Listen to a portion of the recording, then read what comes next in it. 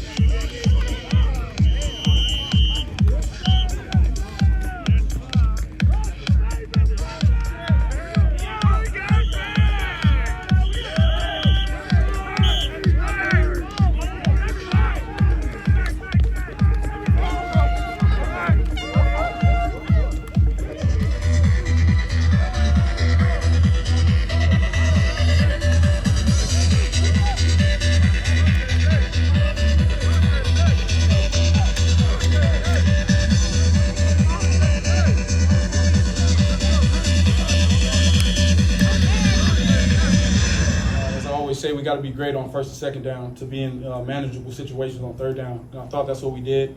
I thought overall, when we're in those situations where it's manageable, I think we do a pretty good job. And if you look at the Browns, what they've been doing great at is, making sure teams are in third and long, third and long situations, which leads to them being, the number one defense on third down. So for us, it's got to be great on first and second down, and then obviously executing on third down, which always going to be a challenge. But I'm really, really excited about it. Which is rare to have that speed to power combo.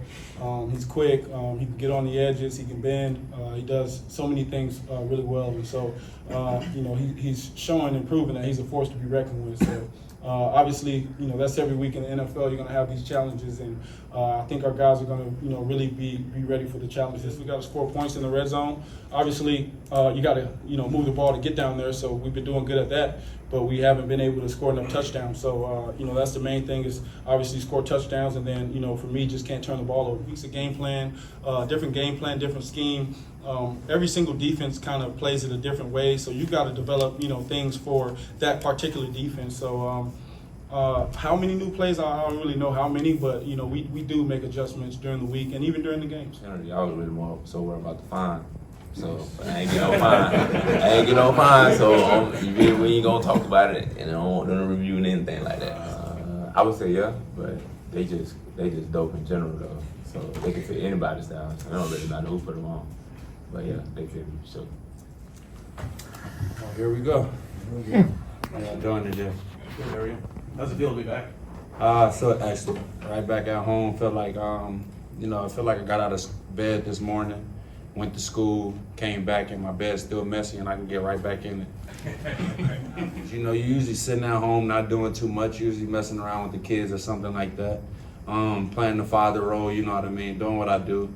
And all of a sudden I got that call, and I was waiting to play some football, staying active and stuff. You get a lot of exercise picking those kids up throughout the day, I tell you. So at the end of the day, they gave me that call, man, and I was ecstatic, just simply. That was one of those calls I've been waiting for. Of course, we tried to get a few things done before the season, but it didn't work out like we wanted. But fortunately for me, fortunately for everybody, we was able to get it done. And that's all that matters. So a lot of the things that I learned just as a young player coming out as a rookie, it came from here. It was instilled here, if that makes sense. You don't go 4 or 5 years and say, oh, it's finally clicked. You know what I'm saying? I kind of, everything that I was taught, everything 9 years later in my career, it all started day one in Seattle, just with the foundation that was being built. I was talking to a few of my guys, and I said, I thank God that I had Cliff Averill, Mike Bennett, Richard Sherman, Cam, Earl Thomas, Brandon Meebane, Bruce Irvin. I can go on and on.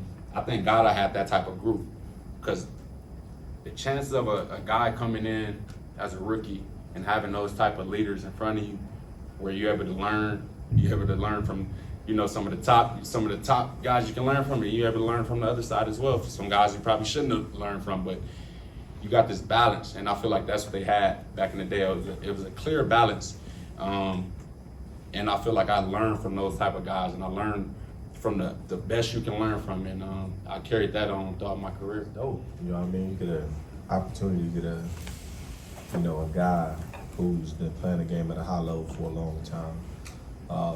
Somebody that's been in this building before, you know what I mean? Know how things goes around here.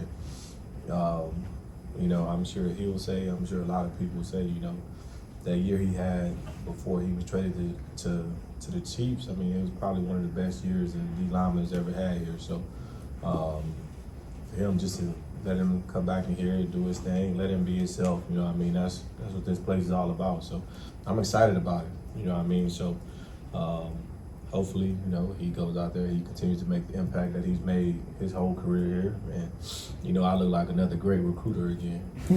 How'd you guys?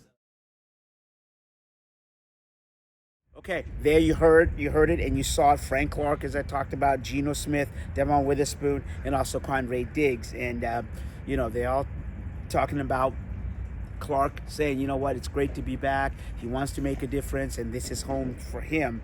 And then Witherspoon, just again, an amazing rookie. And you could hear just kind of the stature and the maturity that he has, and also with the little giddiness that's there. All right, so quick stats. Backup quarterback Jerome Ford leads the Browns in rushing with 344 yards, while Deshaun Watson, who's ruled out for the game with a concussion, leads the team with 683 passing yards. Why is that significant? The Browns' rush offense is ranked number 2 in the NFL. The Seahawks' rush defense is ranked number 6. So who's going to win that battle? And that's kind of the chess match that's being drawn up as we speak in preparation for Sunday's game. The Bengals' defense is number 1 on third down. The Seahawks' offense, third down conversion, is 24th in the league. Another statistic in terms of, who's going to win that battle. You heard Geno Smith. It's going to be important for the Seahawks to keep it down to third and manageable. And that's something they have been trending on. I know 24th is a lot, but it's a long way to go to get in the top 10, but it's way better than 32nd. So, and as I said, Frank Clark said he's ready to play on Sunday. It'd be interesting to see that, if he'll get his chance, and he's wearing number 57. And so he couldn't get 55, so there you go.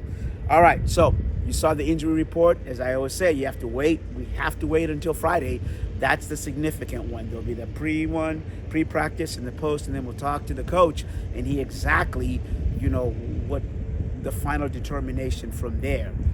So, from the VMAC in Renton, I'm Osvita Mara for the CascadiaSports.net report.